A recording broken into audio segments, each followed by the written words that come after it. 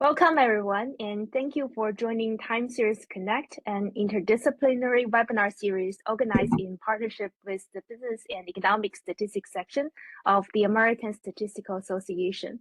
I'm Yao Zheng, Associate Professor of Statistics at University of Connecticut, and I'm delighted to co-host today's webinar with my colleague and co-organizer, Professor Junbin Huang from UConn's Economics Department. I'd also like to acknowledge our colleagues from the economics department, including Professor Daniela Vidart, Hie Joo Ahn, Min-Sung Kim, and Kanda Nagnoi, who are also joining us today. And as usual, we'll begin with 45 minutes today to talk, followed by a 10 minutes Q&A to conclude the first hour. But if the audience, if any one of you have any questions during the talk, feel free to put your questions in the chat or raise your hand, because our speaker, Dr. Ahn, would like to address your questions on the way as well. And after the first hour, we'll host a half-hour virtual coffee session, and it will be structured as a moderated interview where we'll also invite questions from the audience. This event is being recorded, so please feel free to submit questions in the chat or raise your hand so we can mute you. And we also hope to create an open and welcoming space for everyone and appreciate your participation. And now I'm pleased to invite my co-host, Professor Huang, to introduce today's speaker. Thanks, Yao. And hi, everyone. I'm Jongbin Huang, Associate Professor of Economics here at the University of Connecticut. And I'm very pleased to introduce today's speaker, Dr. Hie Joo Ahn, as the first economist to speak in this multidisciplinary seminar series. Dr. Ahn is a Principal Economist in the Division of Research and Statistics at the Federal Reserve Board, working in the current macroeconomic conditions section. She joined the board in 2015 after receiving her PhD in economics from the University of California, San Diego. She also holds a bachelor's degree in business administration from Seoul National University in Korea. Before her doctoral studies, she also worked at the Central Bank of Korea, where she conducted policy work on inflation forecasting, monetary policy, and international capital flows. Currently at the Fed, Dr. Ahn's research focuses on macroeconomic study of labor market dynamics and time series forecasting and nowcasting. Her work has been published in leading economic and statistic journals such as the Journal of Monetary Economics and the Journal of Business and Economic Statistics, covering topics like unemployment dynamics and the effect of monetary policy. She also serves as a member of the Conference on Research in Income and Wealth at the National Bureau of Economic Research.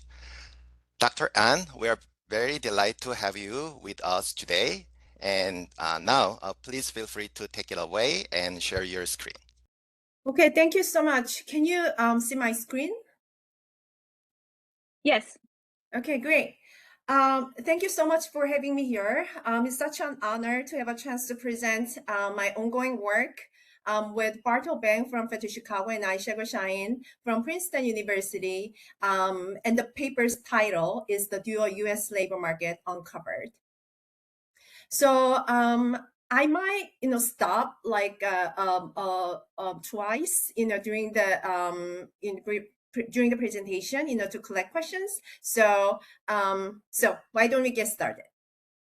By the way, the usual disclaimer applies, for this project. So we have used the concept of employment and unemployment non-participation to understand the conditions of the labor market or the labor market slag. Okay, and this coarse classification of employment, unemployment, non-participation, was first introduced in the late 1930s, just right after, the Great Depression. So actually, the picture shows that, the workers, jobless workers, are lined up in front of the soup kitchen run by Al Capone during that time, in Chicago. But macro labor literature, has uncovered that we need a final classification to understand many aspects about the labor market dynamics, beyond employment, unemployment, and non-participation. Okay, So for example, the distinction between short-term and long-term employed is needed to understand the job tenure distribution. And second, heterogeneity in types of unemployed is needed to understand the distribution of unemployment duration, and also the duration dependence in unemployment hazard, which captures the job finding probability of workers declines the longer they stay unemployed, because of the discrimination against the long-term unemployed, or the potential scarring effects. Okay. And third, differences in the labor supply elasticities and labor force attachment are needed to understand, the coexistence of workers who constantly, come back to the labor force and leave the labor force, and also the people who always stay out of the labor force. Okay. So let us call, this broad and pervasive heterogeneity in the aggregate labor market as macro heterogeneity. Okay. So in this paper, we show that this rich macro heterogeneity, can be captured with the dual labor market structure augmented with a predominantly home production segment. Okay. Then what is macro heterogeneity, by the way? I'm sorry, what is the dual labor market, by the way? Okay. The dual labor market has been thought of as a European phenomenon. Okay. So essentially, there are two tiers in the labor market. The primary tier, captured the job stability and the low job turnovers, and the job security is high. Okay. And the secondary tier, represent the turbulence in the labor market. Workers experience high job turnovers, they lose a job and find jobs, and the job security is low. Okay. So the theory was originally developed in the US. Okay. So according to this old book, by Pioret and Dorniger Pioret, there's this interesting motivating sentence. The dual labor market is distinguished by stability of jobs and very limited mobility between the two market segments. Okay, so the job stability and the limited mobility between the two segments are going to be the important feature of our empirical analysis, and I'm going to talk more about it in a few slides. Okay, so in this project, what we are essentially doing is to resuscitate, this old theory and supplement this old theory with the new macroeconomic theory about the, home production. Okay, so essentially, we add this tertiary tier that represent persistent non-participation, that captures the home production. Okay, and this tertiary tier is composed of workers who only infrequently participated in the labor market. Okay, so our project is an empirical project, and our goal is to uncover the dual labor market structure with the home production in the U.S. labor market. And for that, we estimate a hidden Markov model with inequality restrictions. And these inequality restrictions are needed to identify the primary, secondary, and tertiary segments. And our empirical analysis is based on the individual level microdata from the current population survey, covering the sample period of 1980 through 2021. And you will see that actually, we do this time series analysis based on the individual level data.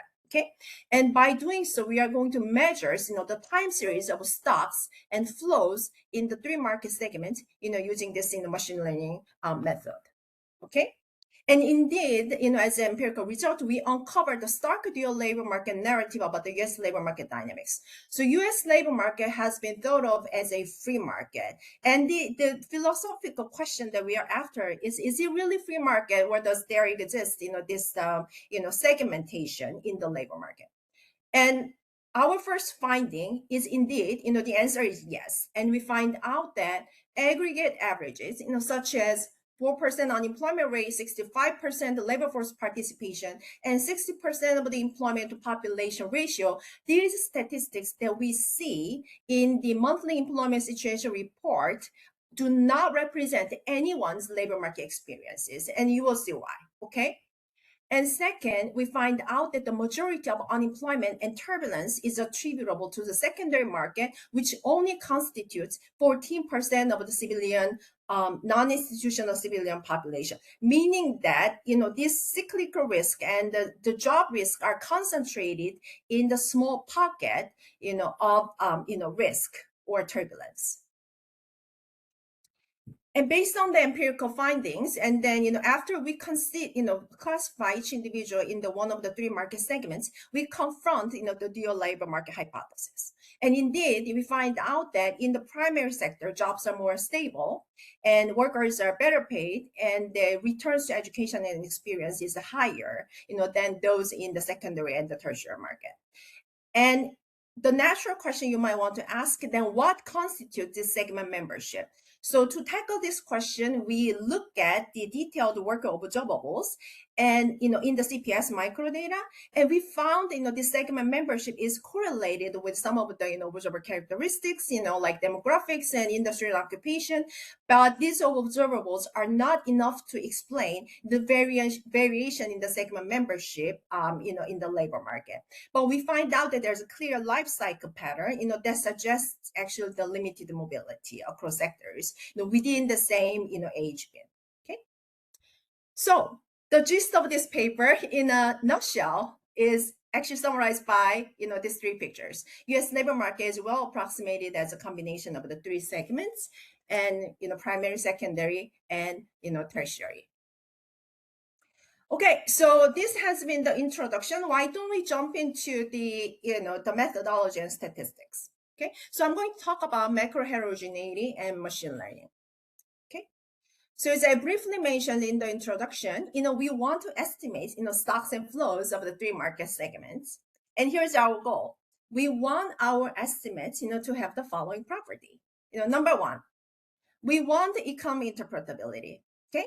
So machine learning methods, the algorithms are fantastic and fabulous. They, uncover something, that economists, didn't know even exist. That's fantastic. But the challenge is that oftentimes we don't know how to interpret, these, estimates, coming out of this black box. Okay. So that's one challenge. So we do not want this situation, okay? So to get around this challenge, what we do is we essentially open up the black box and we embed restrictions, based on economic theories, so that ex ante, we know, what we are, estimating, using this, machinery, okay? So we want the economic interpretability, and then, for that reason, we impose restrictions, they're based on economic theories. So the analogy is, structural VAR, if you're familiar with that, we put zero restrictions or sign restrictions, so that we can uncover the effects of the structural shocks that has economic interpretability, okay? And second, we want to capture optimal degree of heterogeneity. You might want to ask, why not two markets? You're talking about the dual labor market, then why not millions of market, okay? So indeed, this three market segmentation is the outcome of the, model selection, okay? So we estimate this model with the, maximum likelihood. So we can actually, do this model specification, model selection analysis, based on the likelihood-based model selection criteria. Okay. So it's not, it's a statistically driven, outcome. And third, we want to analyze, the long run and business cycle properties of the estimates, because we are interested in the forecasting. Okay, so from the microdata, we construct a time series, so that we can understand the structural changes in the labor market, and then we can use actually this estimate, for, macro forecasting. And of course, we want to understand, what constitutes the segment membership. So the algorithm actually allows us to classify each individual into one of the three segments, and then using that, the posterior probability, we try to link, observables to this, segment membership probability, so that we can say, what really constitutes, segment membership, what are the causes of the market segmentation. Okay, so let me delve in a little bit more into the methodology, okay?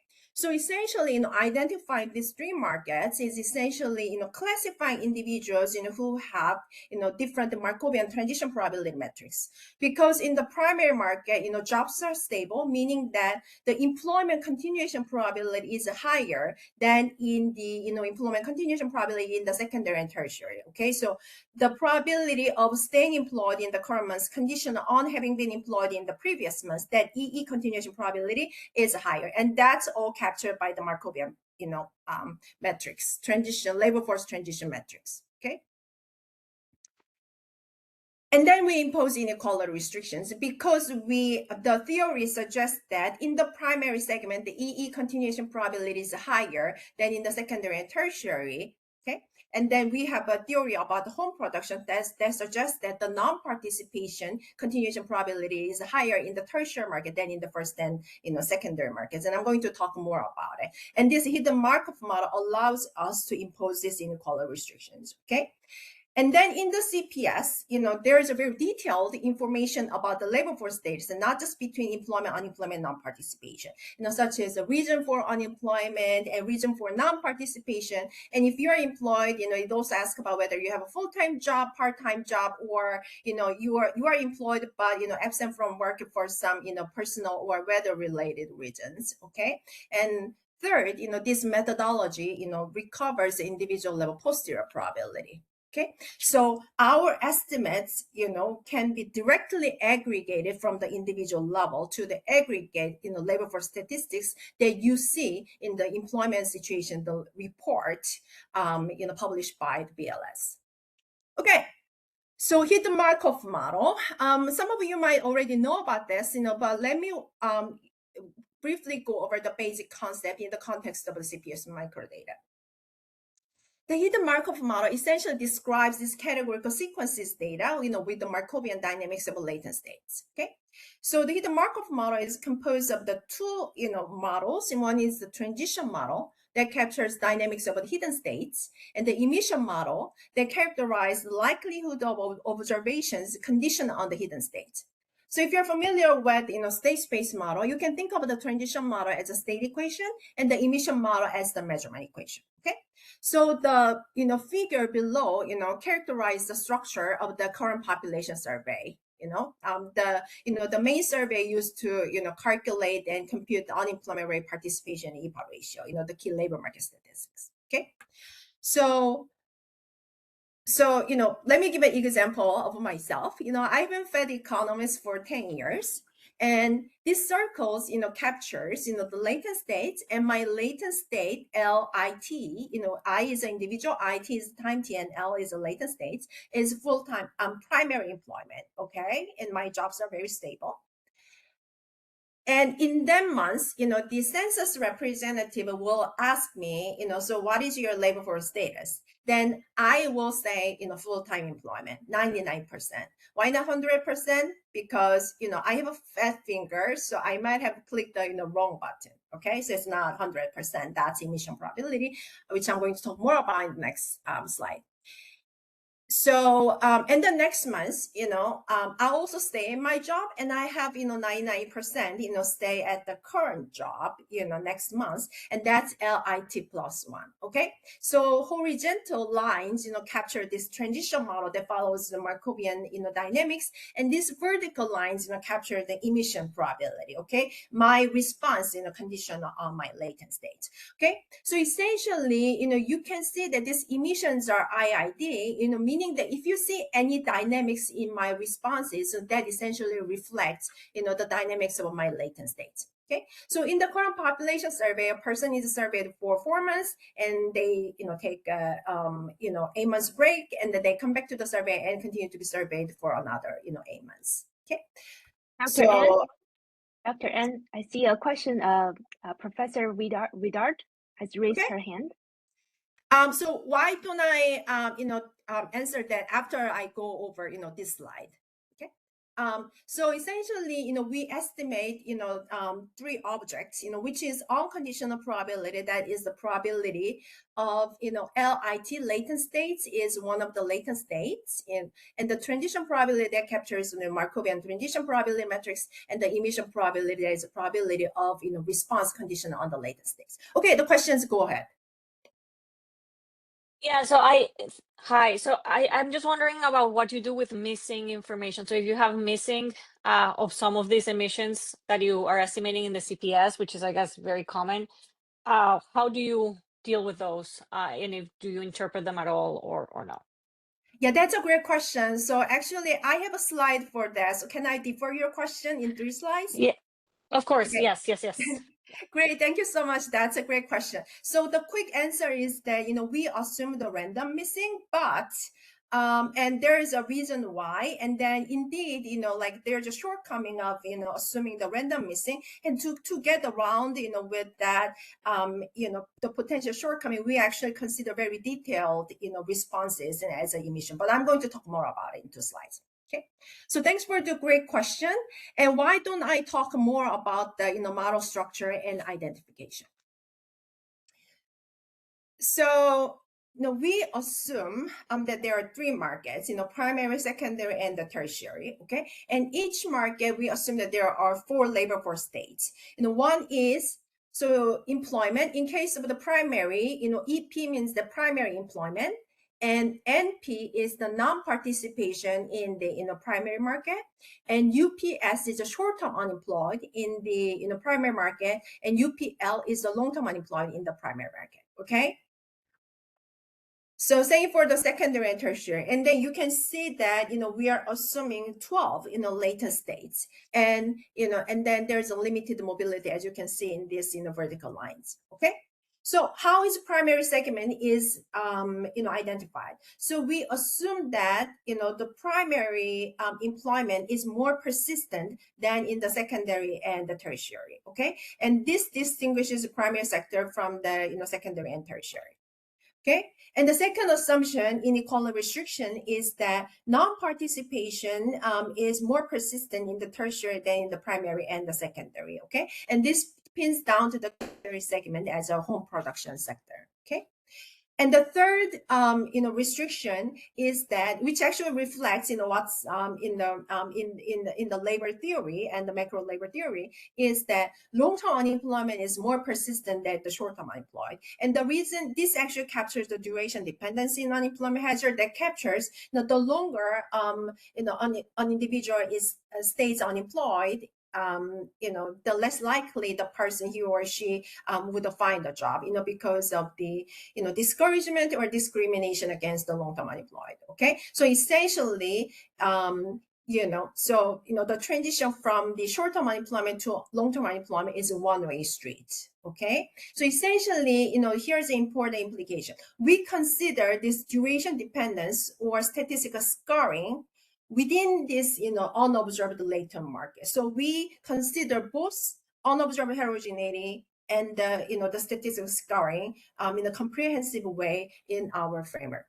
Okay, and the last assumption is that we do not allow mobility between sectors, and we are going to actually relax this a little bit in a way that reflects the macro labor theory, but the results do not change.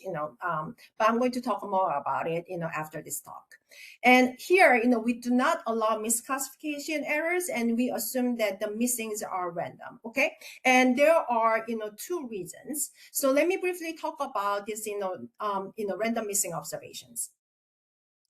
So in my previous work with Professor Jim Hamilton, UC San Diego, we actually considered like non-random missing observations. And so for example, missing workers in the CPS are more likely to be non-employed, unemployed, than employed people, because they might have moved out of their address, or they do not want to ask this government surveys. Okay, so that could actually bias the level of unemployment. So there's some evidence for that, but here our goal is to come up with the statistics that matches the published statistics. So once we consider non-random missing observations, our statistic estimates may not be entirely consistent with the published data. So for that reason, we assume the random missing observations. But to get around with this, some of the challenges, or bias coming from this assumption, we considered very detailed, like emissions, as a response, so that some of this, non-randomness in the missing is internally, taken care of. Okay, so I'm going to talk more about it in the emissions in 2 slides. Okay, so far, I have gone through, this identification in the graphical way, for macroeconomists. Okay, so why don't I, like show, discuss in the more statistical sense. Okay, so So our assumption about this no mobility between the segments, actually means that, the giant, the transition probability matrix, 12 by 12, transition matrix has a block diagonal structure, okay? And each block, there is also structure as well. So for example, the left, panel shows the transition probability matrix, of the primary segment. And then here we impose inequality restrictions. That is EE continuation probability, the probability of staying employed, condition on having been employed last month, this navy part is higher than in the secondary and tertiary, and same for the non-participation continuation probability in the tertiary segment is higher than in the secondary and primary, okay? And the duration dependence, that the transition from short-term unemployment to long-term unemployment, just one-way street, is captured in this red box in between. And since we do not allow transition from long-term unemployment to short-term unemployment by accounting identity, there are zeros. Okay. And now let me talk about the emissions. Okay, so indeed, in this empirical analysis, so we consider 29 labor force status, not just EU and N. Okay, so for example, we consider full-time employment, part-time for economic reasons, and employment absent, and we consider 16 different categories of unemployment, by reason for unemployment, layoffs, quits, or permanent separation, or joining the labor force. That's the reasons, and we consider the 4 additional duration categories. Okay, and we consider 10 different categories for non-participation, which captures whether I'm looking for a job, I do not want a job, I'm retired or disabled, all these different reasons for non-participation. And this, we hope that this very detailed labor force status alleviate some of the issues that might be coming from the random missing assumptions. Okay, so let me briefly go over the likelihood function. Okay, so of course we estimate this model with the maximum likelihood, and actually to capture the time series of the transitions and stocks of people, we our model is a time varying parameter model. Okay. So in our data set, we have more than 10 million individuals. In the data set, it's a giant data set, and it's a monthly survey, and the sample period from 1980 to 21. Okay, and essentially the likelihood function captures the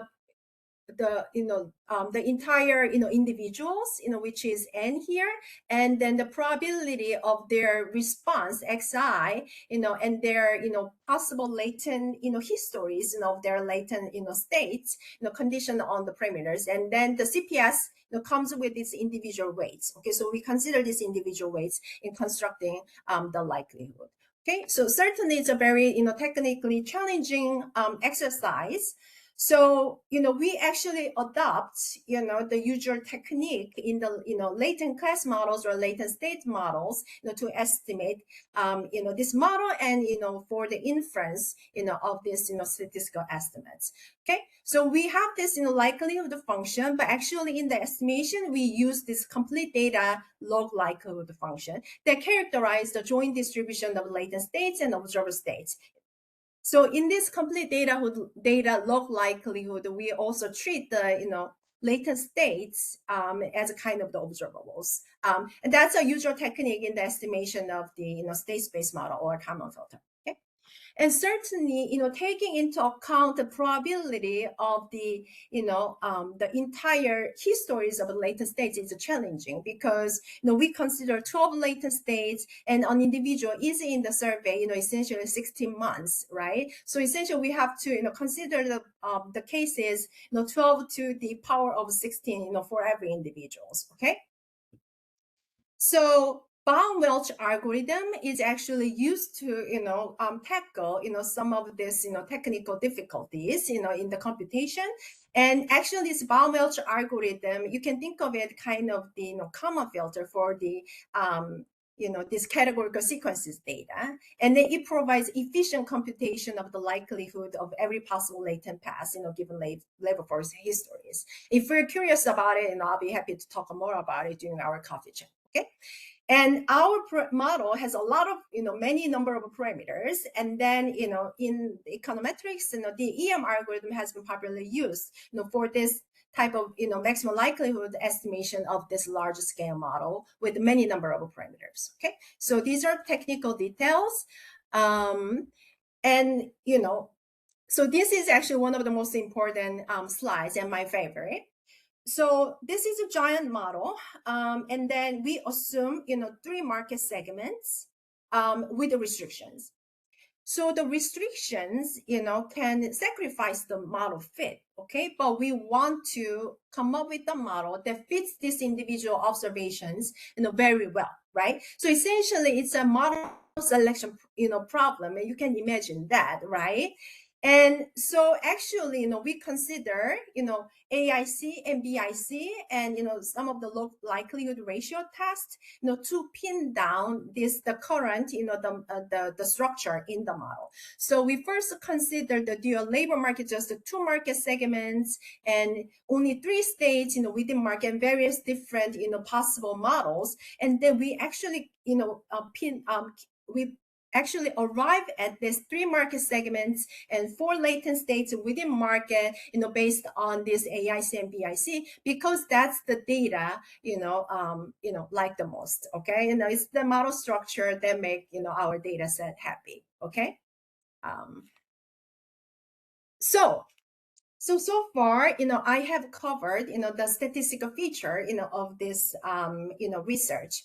So in the next 15 minutes, I'm going to go over the estimation results, which are actually very exciting. So since all the hard work is done, I'll be happy to take, 1 or 2 questions.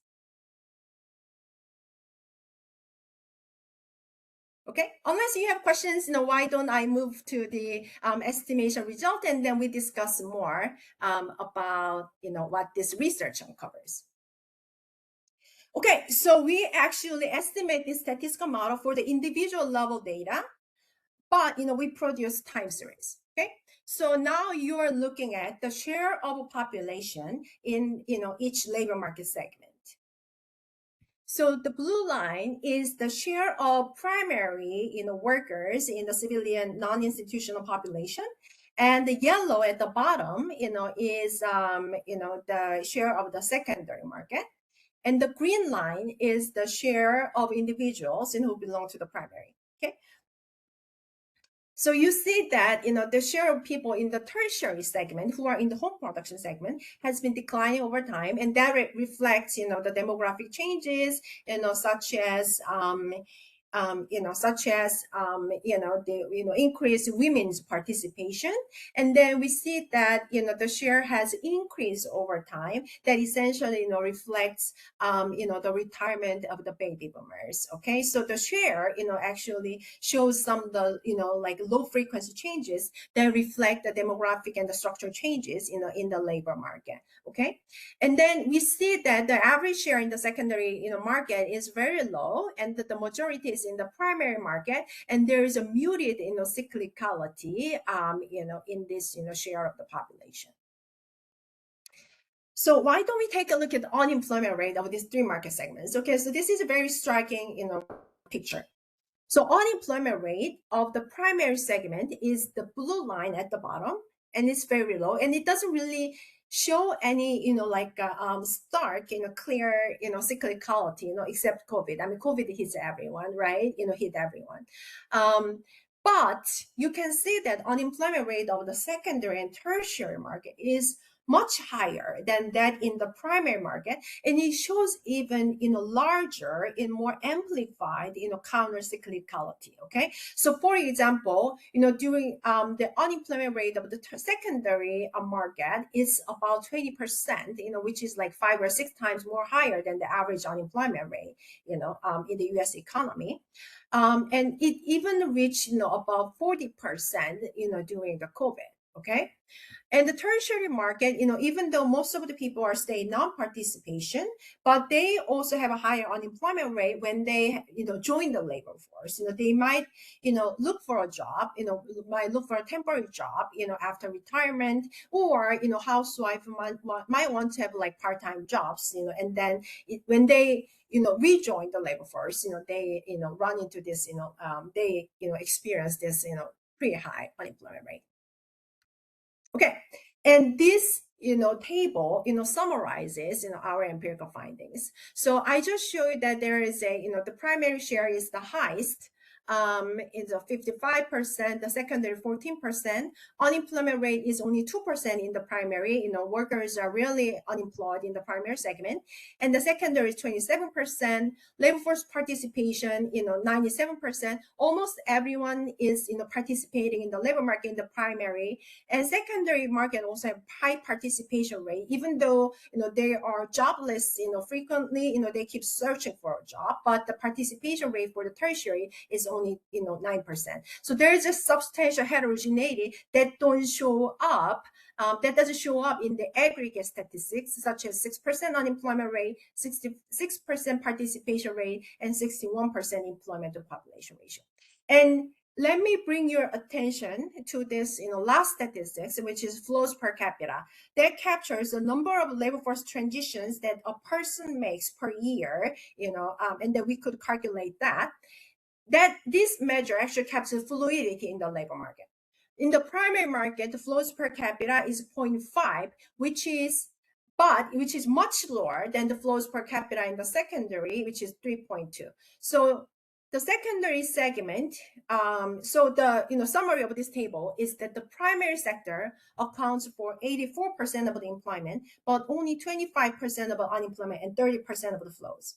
But secondary sector constitutes less than 14% of the population, certainly minority, but accounts for almost 2/3 of the unemployment rate and half of the flows, which captures fluidity and turbulence.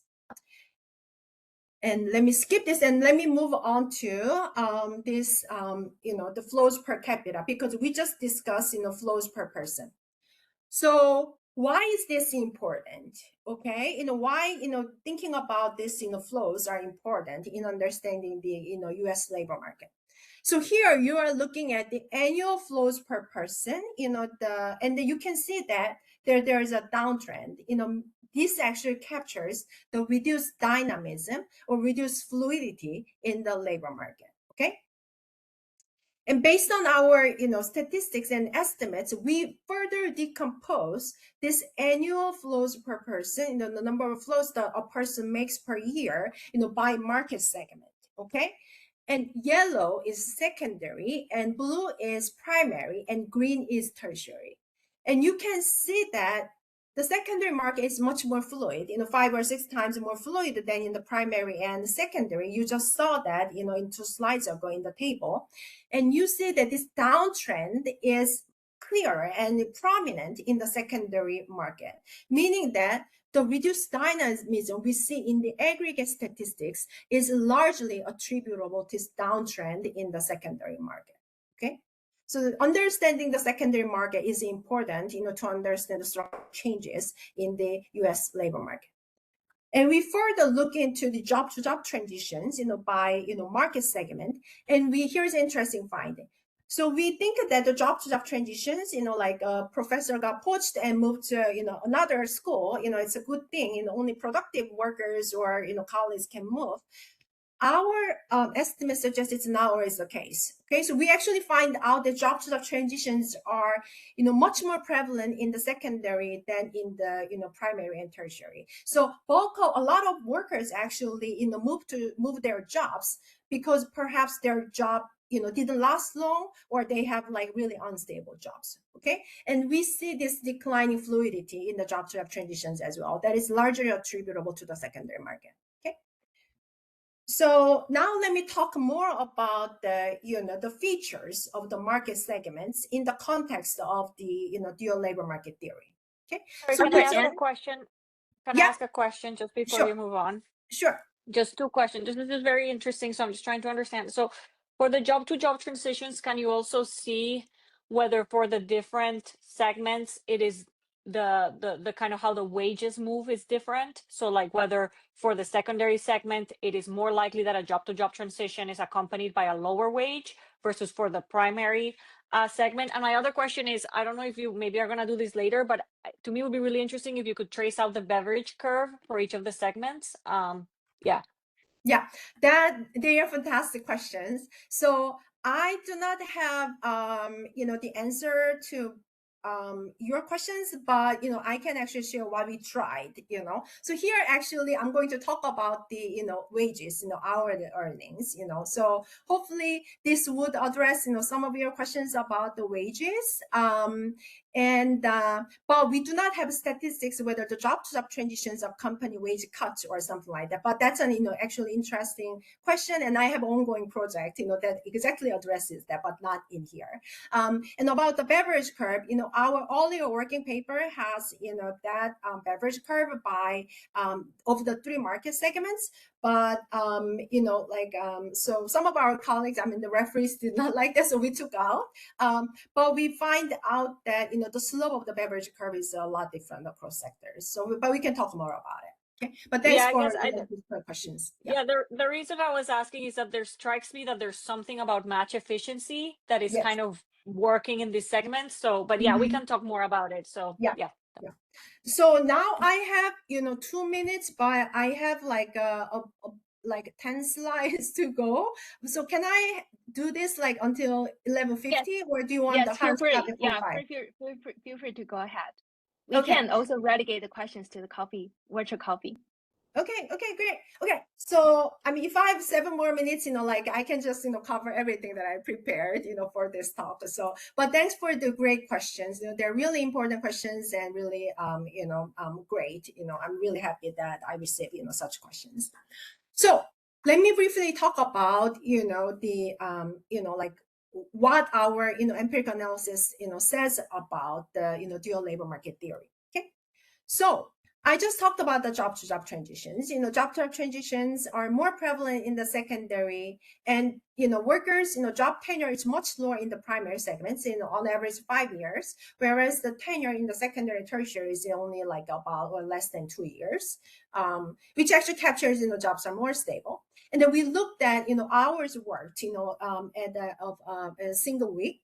Weekly hours, and then in the primary workers, they work 40 hours a week, that's the norm, but weekly hours are much lower than in the secondary tertiary. And now talk about the wages, hourly earnings. So workers in the primary segments, they so here I normalize the average as a 0 for comparison. So hourly earnings are much higher in the primary than in the secondary tertiary. So workers in the secondary market, they work fewer hours and they at the lower wages, and therefore, normalizing the aggregate average as a 0, weekly earnings in the secondary and tertiary market, they're only half of the weekly earnings of the primary. So you can see that there's a stark discrepancy in the labor market outcomes, depending on this latent market segmentation. And here's more interesting if you're a microeconomist. So we looked at the return to education. Okay, so we find out that the return to education is higher in the primary than in the secondary tertiary, and return to experience is higher in the primary than in the secondary tertiary. Okay, so if you have a degree that is better paid and that better better like evaluated, and there's a return to education and experience, you work longer in a certain job and then you get better paid in the primary than in the secondary tertiary. Okay, and we also looked into the industry and occupation that you might say it might be just like cultural sectors or construction. So this latent market segmentation is observed in every occupation. In the interest of time, let me just touch upon the occupation heterogeneity. So you're looking at this segment makeup of each occupation. So you can see that this large yellow is found in the food preparation, farming and fishing, and construction, and the low-skilled services as personal care in the cleaning and maintenance, so it seems like, but the secondary share is low in the computer and mathematical occupation, or among lawyers or engineers. Okay, so it seems like there is a some important relation between the latent market segmentation and occupation, which actually means that this latent market segmentation is not just it's also related to the demand fluctuation. Okay, so I mean, in the context of this dual labor market theory, the Dozier and Pierre also argue that this latent market segmentation might be the response to flux and uncertainty, which is the demand side. Okay. Of course, we want to consider the supply side, how much, the extent to which these worker characteristics, contributed to the latent market segmentation. So we ran, this regression, analysis. Okay, so the algorithm, produces the individual level posterior probability of the latent market segmentation. Okay, and then we ran the regression of these individual probabilities on the very detailed, worker characteristics such as gender, and we found out that the men and women distinctions is, important in the distinction between primary and tertiary. And education is correlated, less educated workers are more in the secondary and more educated workers in the primary, but it's not, entirely explaining the differences in the latent market segmentation. We also looked at the Black and Hispanic, the race and ethnicity, why workers are more in the primary than in the secondary, tertiary. And we see, age has, important predictive power of this latent market segmentation or the segment membership. So young workers are found more in, the secondary and tertiary, whereas prime age workers are found more in the primary. Okay, so here's the interesting thing. We considered very detailed worker level, characteristics beyond this, but the secondary membership, the R square is 5%. We could not really, improve the R square, meaning that a lot of these observables are limited, in explaining this, market segmentation or the segment membership, meaning that, there still exists important unobserved heterogeneity that may not be well captured, by this observable data. Okay, so here's the last part, of my presentation. So using this, individual level information, we constructed, synthetic cohort. Okay. So essentially, this picture, shows, the share of people, who belong to the, primary market, over age. Okay. So it shows the life cycle pattern. And you see that primary membership, the likelihood increases, until 25, and then it peaks, during the prime age years between 25 to 54, and it decreases. And here's the life cycle profile of the secondary membership. You see that the secondary membership probability is high, before 25. So young workers, have like relatively unstable jobs, and then it decreases, along throughout the prime age years, and it declines further, after the retirement age. So the tertiary is the, essentially reflects, the rest. Okay, so the tertiary probability is high before 25, and then it stays low during the prime age years, and then it becomes higher, after 54, which essentially captures the retirement. So there's a clear life cycle pattern in this segment membership. Okay? So now I have just 1 minute. So why don't I briefly discuss the implication for theory and policy? Okay. So how is this statistical exercise that produces time series useful when for academics and also and policy institutions? Okay. So the next step of the research can be the studying the reason for market segmentation. Okay. So why people have different labor market experiences. So the barriers to education information, might suggest that there might be some discrimination, okay? And, it's not really explained by all the observables, okay? Or a quite different view can be that initially indifferent workers, might endogenously sort into the segments because of the market imperfections or bad luck, okay? It's an empirical question. We don't know the answer yet. I'm sorry about that. Yeah.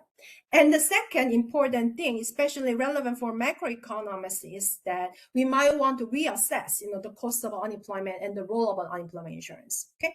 So we just, look at that, the cyclical vulnerability is concentrated in the small, segment of the economy, which is only 14%, which is, a secondary market. Okay. So the cost of business cycle that we think in the macro does not apply to everyone. Okay. So it's a little, and then, that help us, to rethink the role of UI. So if this is really true, then that means the UI, the unemployment insurance benefits, could be transferred to those in the secondary, for observing the most of the cyclical fluctuation. Okay. But then how do we, calculate, the general equilibrium effect or the welfare cost? That's also a big question that we might want to, think a little bit more about. Okay, and policy implication. So if the cyclical, risk is concentrated in the small, segment of the economy, then, these policymakers, especially, monetary policy or fiscal policy, should focus more on, on this, small segment of the economy, and, do, perhaps, put more effort, in identifying, this group of workers. Okay, so thank you so much for your attention. And let me wrap up, with this, final slide. So our empirical analysis, based on statistics and that produces, time series dynamics, time series, estimates, uncovered that the U.S. labor market is the sum of three very different parts. Primary segment that captures job stability, secondary market that captures the turbulence in the labor market, and tertiary market that captures the low attachment to the labor force. Okay. And this empirical analysis, provides a whole new perspective on the empirical puzzles in macro labor and macro field, as a whole, and also provide food for thought for future theories and policy design. And hopefully, our empirical methodology and the, machine learning method would also speak to this, the statistical community, especially if you want to find out, nice applications, that directly speaks to, the macro forecasting and policy discussions. And thank you so much. So can I stop sharing? Oh, sure. Yeah. Thank you very much, Hie Joo. And this is a really nice and excellent work and your talk. And now we can actually open the floor of questions. Joey Zhang, mentioned the job-to-job transitions are more common in the secondary sector. Yes, I said that, and that's our empirical finding. Is this transition considered as workers searching for a better job or by the job's instability for, turnover rates? So essentially what we are finding, secondary market, represents the turbulence, so we did not really, delve into the causes of the job transitions, but the higher job-to-job transition, the secondary market, we think that it captures, job instability, so jobs are unstable there. So essentially the implication is that, we usually think that the job-to-job transition is good for the career advancement or, like going up the job ladder, but it's not always the case. So that's, one of our findings. And the second question is segmentation should be implemented to assist the monetary policy decision-making and better funds rate. So actually, I presented this research internally, and then, it got attention from this, the policymakers, because it has two implications. One is that we saw that the cyclicality of the unemployment rate is quite different across different market segments. So meaning that even if the unemployment rate is low and stable in the primary segment, and the primary jobs are 50% of the population, it's the bulk of the majority of the labor market participants, but unemployment rate of the secondary market could be different from that of the primary. Okay, so in that case, it is very important to identify and detect this particularly pronounced slack in the labor market concentrated in the secondary market. Okay, and the policymakers should not miss that part. Okay, especially if you want to promote broad-based and inclusive like a stability in the labor market. So that's also one of the important goal of the monetary policy, and also it's directly related to the slack evaluation, which I'll be happy to talk more of after the talk. And then, and the last question. So, I mean, thanks much about this, great question. So essentially, we have, spent a lot of time, to answer this last question, who belong to which segment and what causes, the segment membership. So, I mean, like the demographics and industry occupation analysis that we did is to actually, answer this question, but certainly, there's more to be answered, in the, future research. So thank you so much for these great questions. All right. Is there any other questions in this the main technical sessions? All right, then we can wrap up this first session of today's meeting. And thank you again, Hie Joo, for the nice presentation and sharing her excellent work. And we can have a short break for a few minutes, and we can transit to the virtual coffee session in the same room. Thanks. So first of all, just before we get started with some prepared interview questions, is there any questions from the audience at this point? Yeah, if I can just jump in, I didn't want to take any more of your time because I was already taking so much time, but I would love to just ask a couple more things if that's okay before we move on. Yeah, sure. So you asked me so you're Daniela, who asked me about the random missing. Yes. Am I right? Yes, Okay, yes. okay. Thanks for the great questions, and I appreciate it. By the way, thank you so much for attending, the talk. And then it's interdisciplinary. Like if I don't do it well, then I could lose the audience, easily. So if you have any questions, please feel free to ask. Yeah, Thank no, you this is much. so great. I was so happy you were presenting this paper. I feel like I learned a lot from seeing it. So this is awesome. I guess I had like two lingering questions.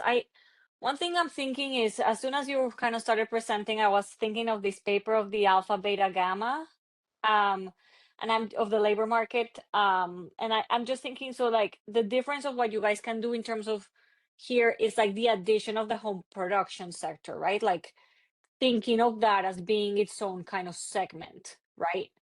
I'm just trying to understand if that's kind of how I should think about it.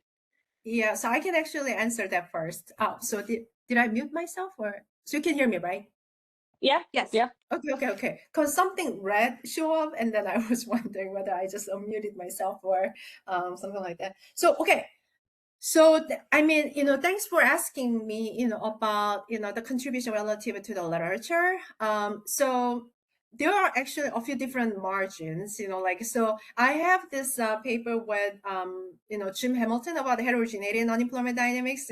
We have that, and then this macro labor literature has evolved in a way to pay focus more on this latent heterogeneity. So so let me briefly explain how our project is different from alpha, beta, gamma.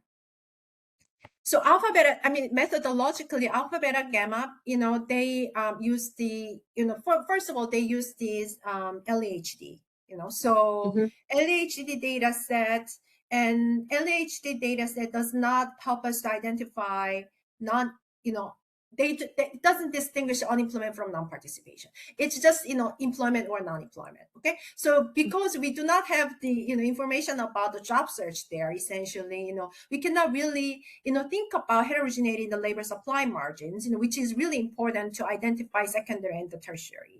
We just saw that, there's a clear difference, between the secondary and tertiary, and number two is that, they also methodologically, so they use a K-means clustering, so essentially they group people, in a kind of static way. So there's no dynamics or cyclical or, like a trends, so, and their, rationale, behind this, methodology is that heterogeneity doesn't change, it's just a lifelong thing, so, and that's, their argument. But relative to that, we use the hidden Markov model with inequality restrictions with a time-varying parameter, because we essentially capture that this latent heterogeneity change over business cycles, and there's a long-run trend, because it's a time-varying parameter. And then we see that there's a different dynamics, across sectors, right, in terms of trend and cycle. And that's, K-means clustering cannot do. And number two, we allow limited mobility between segments, primary, secondary. As Min-sung said, these IT workers or investment bankers, they might lose a job, and then they suddenly, might have, permanently discouraged, by these traumatic experiences. They might not really, settle down to, a stable jobs afterward, or they might just choose to leave the labor force, and something like that, so this came into clustering cannot allow that, but we can allow that transitions, so in that sense. So, different methodology, uncovers different things, features about the labor market. So in that sense, our methodology is more general, in the sense that we further distinguish unemployment from non-participation, and then we allow dynamics, within group, and we also even allow transition across segments. But certainly, we really positively cite alpha, beta, gammas, because, it's a preceding study that motivated us a lot, about how we can contribute more, to the literature. So hopefully this would answer your questions. And if you have more interest in this literature, I am really into this. So happy to, talk, more after this event. Cool. Yeah, I guess just one last thing I want to say is, to me, it was so interesting when you had the regression and your R squared for the secondary segment was so low, right? It was just 5% compared to the others. And then you kind of, I know that you said this is kind of for future research, figure out the reasons of why you have this segmentation. But to me, you mentioned discrimination, and to me, it almost seems like it cannot really be, because if not, you would see at least the kind of usual quote unquote candidates for discrimination, things like race or gender or age, they would be really showing up in that regression, and they're not, right? So it could be discrimination maybe on things that we're not thinking about, that could be, but it's just, I just wanted to say that to me is really baffling, and it's very interesting to think about, because you're right that I think that the costs of unemployment are in that group. So to understand that group is really kind of very, very important. Yes. Yeah, thank you so much. I mean, still why? So here's a little bit of the intellectual, history of this literature. So Dorniger and Pure. So I mean, I had a chance to look at this old, Brookings papers in 1960s, and then, here was a thing.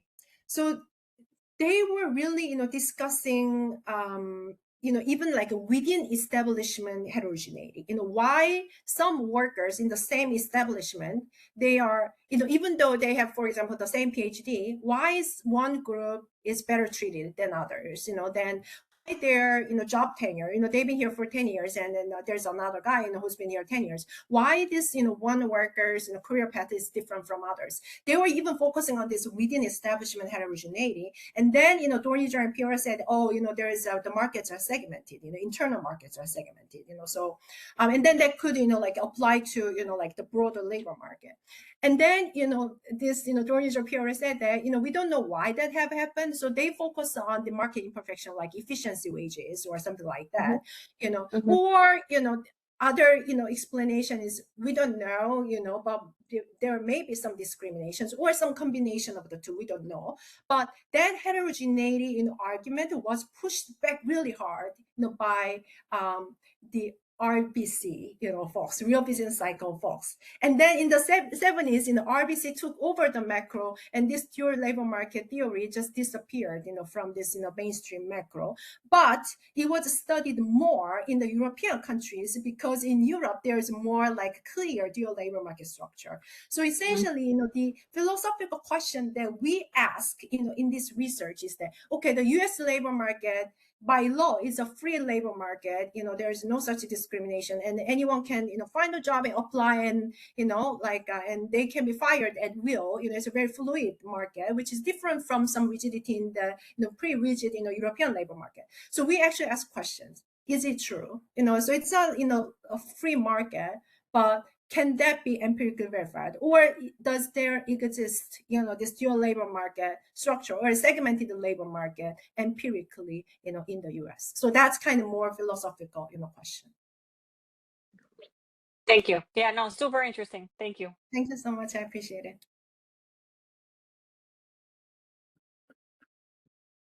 Okay, Banani, would you like to ask questions? Yeah. No, Hi. you prepare some, maybe one question, so that we can see if there's more question from the audience.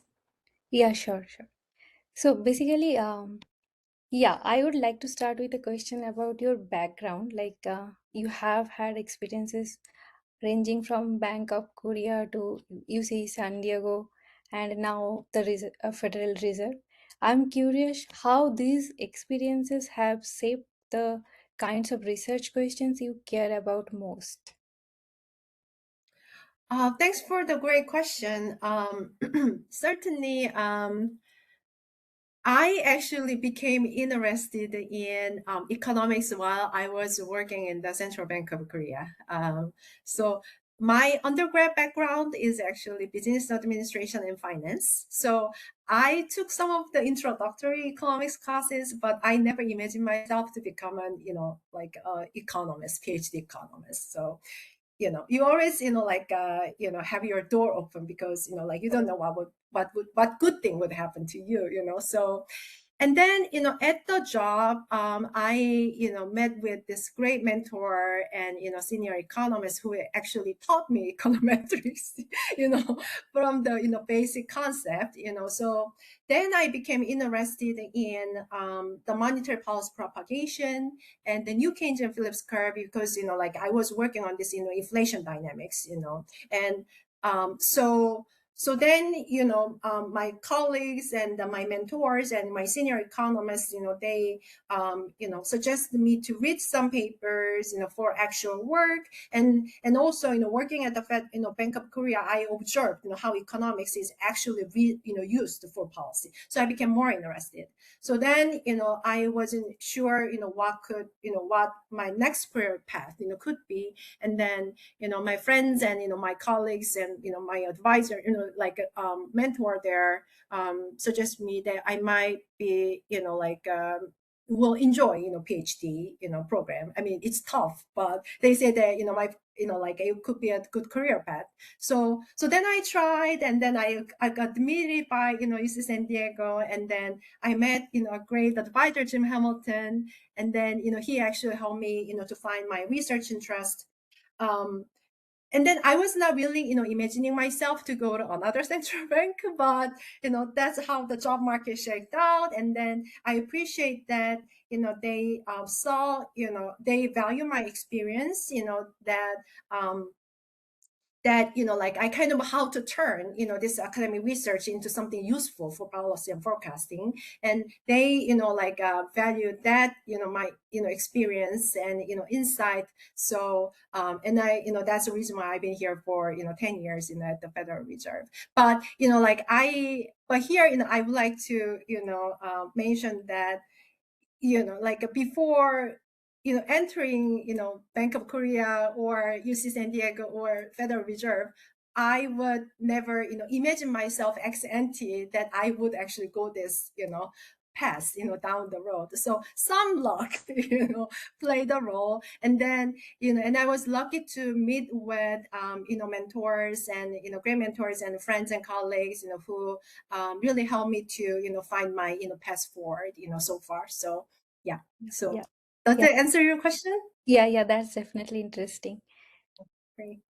Yeah. So, like, I have one kind of a question related to my work.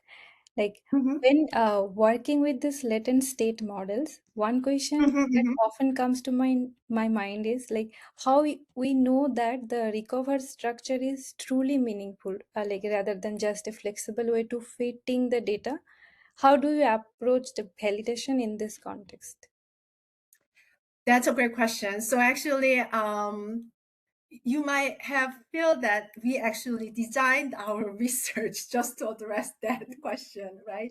So we adopt, some, machine learning technique, and then, and then we estimate something, and but we don't know how to interpret result in the ex ante, then, then what does that mean? Is that even useful for, policy or forecasting in the real world? So and then whenever and if we are not really clear about what we are estimating, then people the literature might be a little hesitant to adopt that for when they're thinking about the theories or policy formulation. So we did not want to we wanted to use that risk to improve our research. So for that reason we impose inequality restrictions that reflect what the theory implies, so that we know ex ante, if this algorithm produces some estimates, we know what it's really representing, because it comes out of the restrictions that we impose. It's essentially we kind of tailored the model, or educated the model in a way that it produces something that we are envisioning. Okay, so in that sense, these restrictions, theory-driven restrictions, are really important. And then I should talk briefly about identification. Okay, so all these restrictions that are imposed in the transition probability metrics, you might feel that all contributes to identification. You see a lot of zeros, right? And also you see that the transition probability metrics is essentially has an invertible form. Invertibility is important for identification. So that restrictions, here's the important thing, that restrictions are all aligned with the economic theories in this field. Okay, so it's not just arbitrary restrictions, so it's economically grounded restrictions. And then ex post validation is really important, right? So here, in the interest of time, I didn't show the distribution of the, ex post, individual probability, because, we can essentially classify each individuals, more than 10 million people, in the CPS into the one of the, these categories, primary, secondary, tertiary. Okay. And then we look into the distribution. So if the classification is properly, done, we'll say that an individual is like 99% primary, close to zero in the secondary, tertiary. Okay. But if the outcome is like, hey, Hie Joo is 30% primary, 35% secondary, and 30, something percent, tertiary, 35% tertiary, then it's not like properly, classified object. Okay, and then we made ensure that with these restrictions, in the model, and the model, produces the classification that is clearly done. Okay, so we can actually validate that. But here's the thing. The important thing is all these restrictions, that help the identification and the economic interpretation, that's used for policy and forecasting. It comes with the sacrifice of the model fit, right? So then, we rely on model selection criteria, because we wanted to capture, the heterogeneity, latent heterogeneity that the data are actually happy about. So hopefully this would answer your question. Yeah. Thank you for your insightful thoughts. At this point, I will hand over to Professor Wang to conclude the session and take the final question. Yeah. Thank you. My side, I'm also representing a group of audiences in this room today, from the junior career, from undergraduates and master level students. And let me just ask this, soft questions regarding career skills and labor market preparation, building on your expertise in U.S. labor market study. So the first question is just broadly, what skills should statistics and econ major students to prepare or being taken advantage to remain the primary sector in your research? Yes. Yeah, in the especially the age of this AI facing over everyone. And the second question is also related, but even narrowing down to your career at Fed. We have actually many undergraduate and master students that are interested in research assistant position at the Fed after their graduation. And just any other suggestions or any suggestion that their skills are good for, that are appreciated by the Fed economist. Yeah, I mean, thank you so much. So I indeed, receive a lot of emails, about the job opportunities, RA, experiences, from both undergrad, masters, and even like some of the PhD students, because we also have a dissertation intern program. Um, and also my last name, starts with An, N-O-A. So like I'm top of the list. So people, just email me. You are very popular. So So. yes, by my last name, So, but so let me, share my experiences. Um, so I mean, we actually appreciate, the students, very, diverse students backgrounds, because, the board is a large institution. We have econometricians, applied statisticians, macroeconomics theories and empirical macro, and also even micro. We have micro sections, and in some section they only use data. So they do not even think about dynamics. So we actually have a sections that run, micro surveys, and then analyze, the effects of, some covariates of workers, and, and then how that affects the outcome. Or, we have like finance sections, and some of the finance section use time series technique, statistic technique, or, like some of, we also have really, nice panel data of finance that relies on, this, panel or micro, analysis skills. So my advice, I have been also, like involved in the RA hiring and interviewing, and, like the broad, recruiting as well.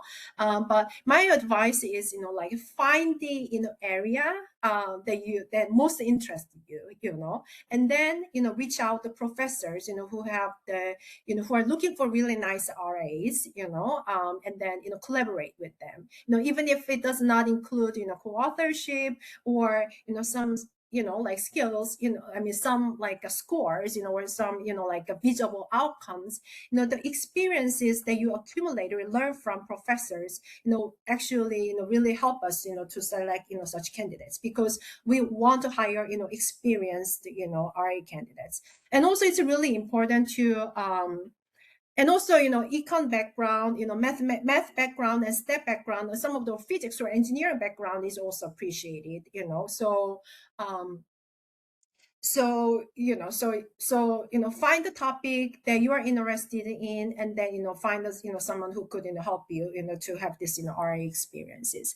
And the second important thing is actually soft skills, So, I mean, for the RA job is really interesting, and you learn a lot on the job, but there's a very steep learning curve, So, and some of jobs are, really challenging. So you might have to like work, study a little bit more to keep up with, the speed and the, the difficulties of the work. So in that sense, it's really important to, have a good, collegiality, So collegiality, with, economists, or your, like a fellow, RAs, So you have to be open up. If you don't know about something, always reach out to help, and don't ever think that, that means that you reveal your weakness. Whoever learns something fast and then adapt it to real work, that's the real, capability. And the second thing is actually work ethic, So, always be, like always, like produce something on time. And if you cannot really do something, communicate with the early on, and also show up at the work on time, and, always attend the meeting. And, like having a good work ethic is actually really, really important. And also being optimistic, like in the group setting is also important as well.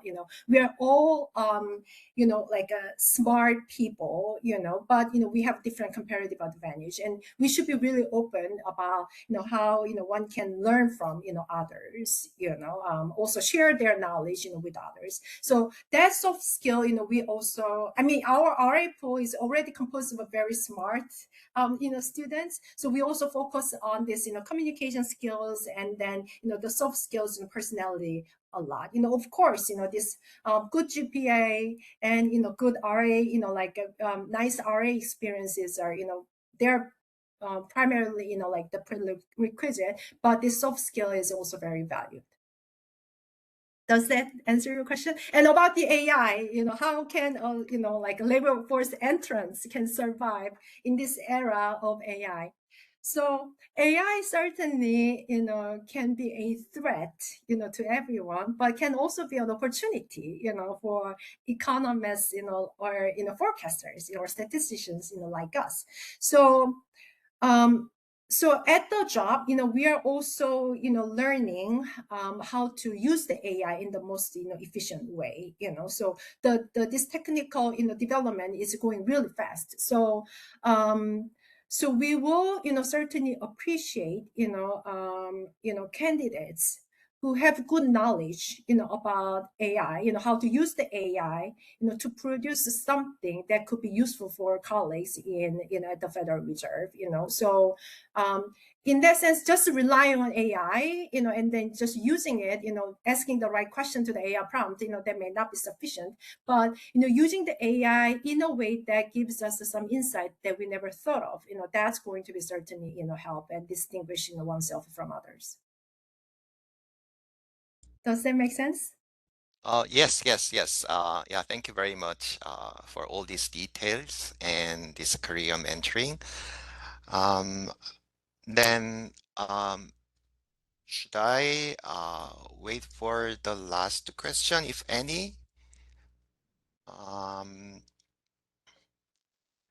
Then, as we come to the end of today's event, I'd like to thank everyone and Dr. Ahn again for her valuable insights and sharing her recent work. We've all learned lots of things from your presentation today. And thank you everyone for participating. And we really think this cross-interdisciplinary engagement is very important to this event series. And it's very meaningful, all of your participation today. And we are very looking forward to seeing you at the next event. Thank you so much.